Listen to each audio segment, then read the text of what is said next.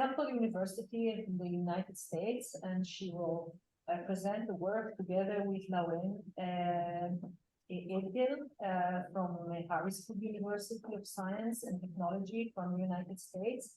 And the presentation title is "Did the Emergency Transition to Online Instruction due to COVID-19 Impact Faculty Self-Efficacy for Online Teaching?" Well, very interesting. Judith, it's yours. And I'm deferring to Dr. Edgell at this point in time. Thank you, Judy. Well, good morning, at least here where we live in Pennsylvania in the United States. I think it's probably afternoon or early evening there for you all in Florence. But as mentioned, my name is Dr. Lauren Edgell, and I'm here with Dr. Judith Stull, and we're from Pennsylvania in the United States. Let's go ahead and get started. So we thought we'd start with talking a little bit about what was the point, or what was the issue that we were looking at examining. So I think particularly in higher education, I would imagine also in K-12 settings, prior to the global pandemic, to COVID-19, faculty and teachers had a wide variety of levels of exposure to teaching in different modalities and different online versus in-person environments, and therefore had different levels of self-efficacy for teaching online, different skill sets, different confidence levels. And then when COVID-19 happened, universities suddenly, and K-12, suddenly had to deliver all of their courses online, and this impacted teacher stress and student outcomes.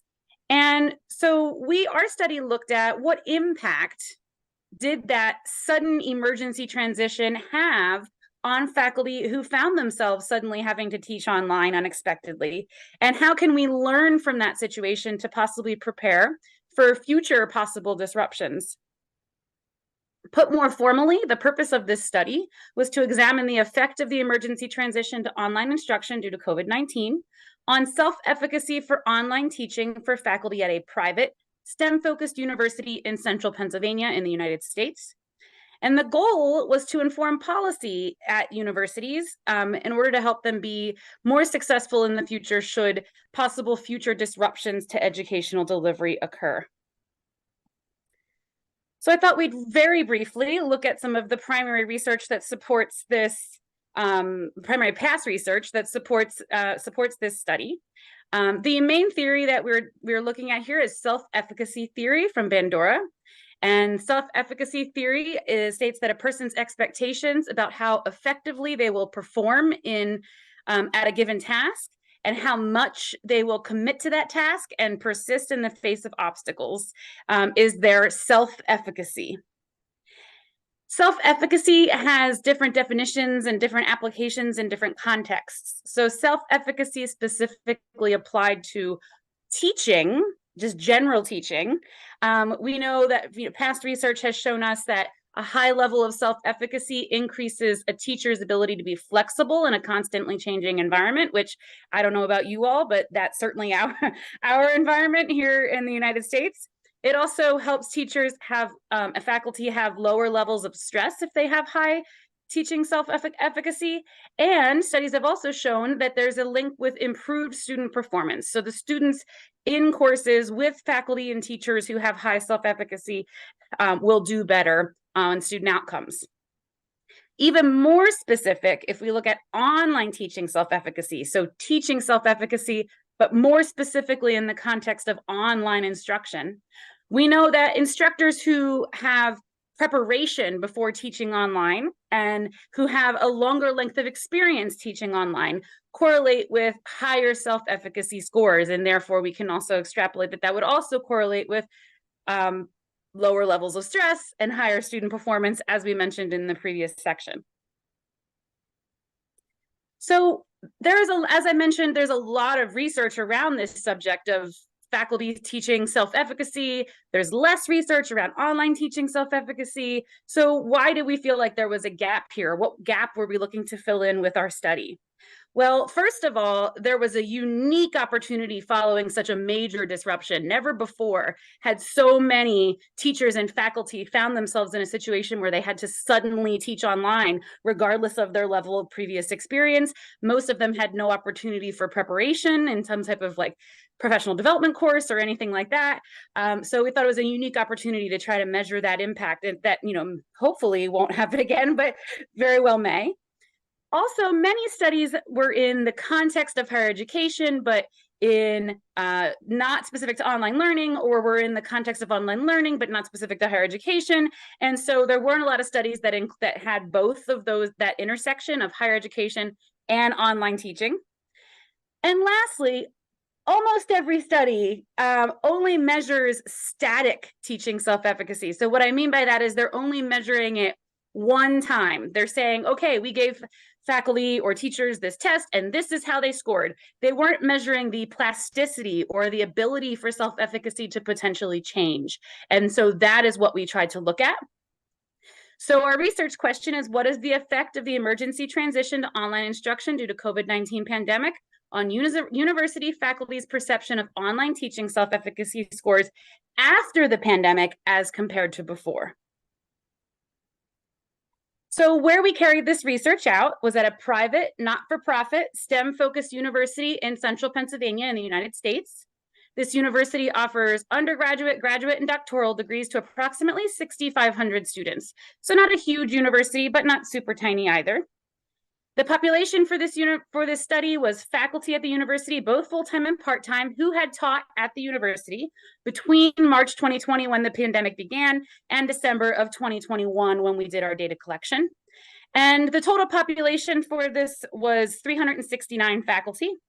We ended up with 83 of those faculty, or 22.5%, returning their surveys to us. And our sample was predominantly white, male, and half had doctoral degrees and were employed as full-time faculty. Most of our respondents taught at both the undergraduate and the graduate level, so they had experience in both areas. Average age of almost 54 years, mean length of experience in teaching of over 16 years, and a mean length of employment at the specific university of just over 5 years. The university, while it is STEM focused, does have a variety of programs that fall into that category. And we did have a pretty good cross section across the university of the 4 different areas that we grouped people into: business and data sciences, computational sciences, physical sciences, and social sciences and general education. So a good spread across the faculty population and their different teaching areas. We created an instrument that was developed from some of our own new questions about COVID and about teaching modalities. But other than that, our instrument was created by adapting and updating existing instruments that had already been used to measure either online teaching self-efficacy or what we called non-specific teaching self-efficacy. So the online teaching self-efficacy inventory by Gosselin was what we used to measure our dependent variable, and that was a Stull 4-point Likert scale comparing pre-COVID to post-COVID. So we asked faculty, pre-COVID, how would you have rated this? And post-COVID, how do you rate it now? The non-specific teaching self-efficacy measures, the bottom two that you see here, were existing measures as well that, again, we updated and adapted slightly. And when we say non-specific, we mean this is teaching self-efficacy related questions, but not specifically related to online teaching, more general teaching. And I think at this point, I'm going to pass it to Judy, and she will take it from here for a bit.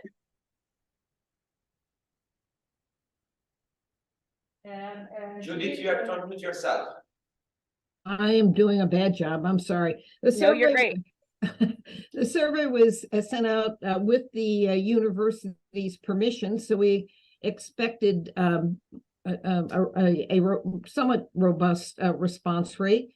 The data were collected in a platform called Qualtrics, which allowed us to get the data without any identifying kinds of characteristics of the respondents.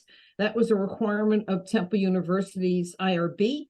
and it took place over a 2-week period in January 2022. And we did do a bivariate analysis, but what we're going to focus on here now is the multivariate analysis, because that allows us to take into consideration confounding factors. This you see here now. You have to understand that this was not this was a quasi-experimental design, because we did not collect data from the participants pre-COVID. We didn't know COVID was going to exist, so we couldn't do that. But it was, we asked, as Dr. Edgell explained, we asked them to estimate what how confident in what they did in there. In the survey, by the way, we were not, the questions were scattered throughout the survey. They were not grouped, so that to reduce response set bias in terms of what you have there.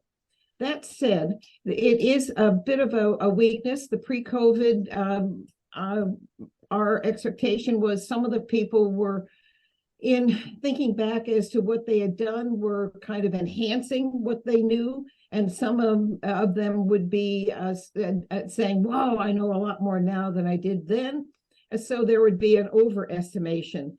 On average, we expected in much quantitative analysis, that the overs would be compensated by the unders, so that could be a measure of how they really did feel pre-COVID.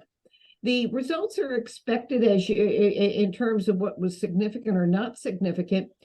In bold here, you see 3 lines that are bolded, because those are ones where they were statistically significant and similar. I think the takeaway from this regression analysis is, in fact, yes, there are biases still in online education, males, but probably because of earlier exposure to computers and whatnot. We do have a gender bias. There is a racial ethnic bias, certainly in the United States. What you find, though, and I want you to direct your eye down to the second line from the bottom. There are 2 measures here that are not quite the same, although they're capturing what you have in here. Pre-COVID was a measure of, okay, how much exposure did you have to teaching online? And the post-COVID was, all right, what happened? There was a change in mean percentage of online. The takeaway on this table is, in fact, that the best way, if you believe in online support, understand its role in education, is that experience matters. When these teachers, professors were just pushed into online, independent of their preferences or their prior notations, they actually, their attitude towards what was doing and their self-confidence to what they were doing improved. And I think of the one takeaway from this study in this case was that, in fact, that experience does benefit all. And the other interesting thing, the bottom line was, not only did their online, their non-specific teaching scores were significant in both cases, but it was larger in the post-COVID. So that portfolio of teaching experience benefited not just the online, but teaching in general. Lauren? Okay, now there are limitations. It was a convenience sample. It was in one institution in one state. It was a university that had a particular kind of focus and maybe attracted a certain kind of a student, so that, in fact, it was slightly more focused on not liberal arts, not general kind of broad-based education, but directed towards a group that was more, for want of a better term, vocationally oriented, although sometimes people use that as a negative. But these are people who are kind of looking for certain kind of a thing. And kinds of people who teach at that in kind of institution are not necessarily general. But it was, and there is self-selection bias, as is the case in any survey. Not everybody responds things, so you have to take it with a modicum of have to be thoughtful in the results. Yes, it relied on self-reporting. There was recall bias. All of these elements are there. They are not, I don't think, something that would call the results into question. I think the results are thoughtful enough that the idea that we are going to thank the Lord, we don't have to do that anymore, attitude has been reduced. And now you have I think, the possibility of an entirely different kind of teaching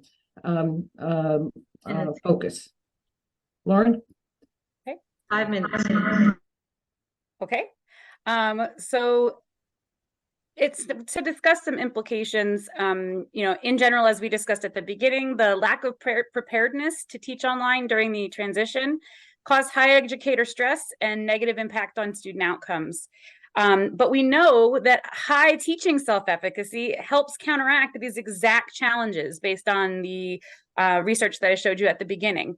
But teaching self-efficacy is context specific. And so how can we make sure that faculty and teachers retain self-efficacy, that hard-earned self-efficacy that they may have earned during the pandemic, to make sure that we are prepared should future disruptions occur? Believe it or not, I think there's research that supports that future disruptions to educational delivery, whether it be in the form of future pandemics or large weather events, is more likely to happen than not. And so in order to help mitigate those future consequences, we think administrators should consider the following. Teaching online increases online teaching self-efficacy. I know that sounds simple. It's said simply on purpose, because it's a simple fact to wrap your brain around, right? If my faculty and teachers get experience teaching online and maintain that experience consistently over time, then in the event of another disruption, they will be better prepared to handle that disruption because they will have higher teaching self-efficacy and be better able to teach online suddenly should that disruption occur. So our recommendation is that universities should consider policies that diversify the modalities in which faculty teach in order to support their ongoing online teaching self-efficacy. So I don't know about you all, but where I teach, there are generally faculty who like teaching online and it's like their thing and they do it regularly. And then there are faculty who really don't like teaching online. And as soon as the global pandemic was over, they were done. They didn't want to do it anymore. And our recommendation is that really we should have everyone teaching in a variety of modalities so that they can keep those skills up and their confidence up in the event of future disruption. Some recommendations for future research. Some of them will be pretty obvious. We've talked about the plasticity of online teaching self-efficacy and how it changed as a result of the global pandemic, but we don't know if that change will stick around. So we expect that because teaching online is a very technology-heavy skill, that more than likely some skill loss will occur, especially as technology continues to advance. If we think about just the past year, how much synchronous technology has changed and improved.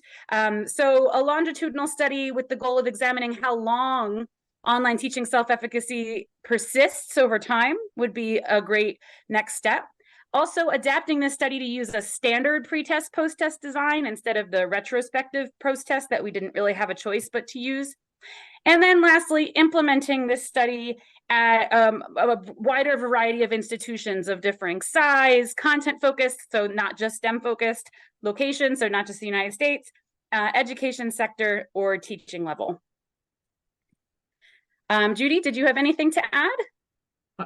There's absolutely nothing to add here. I guess at this point in time, there are questions if anybody has any. Any questions?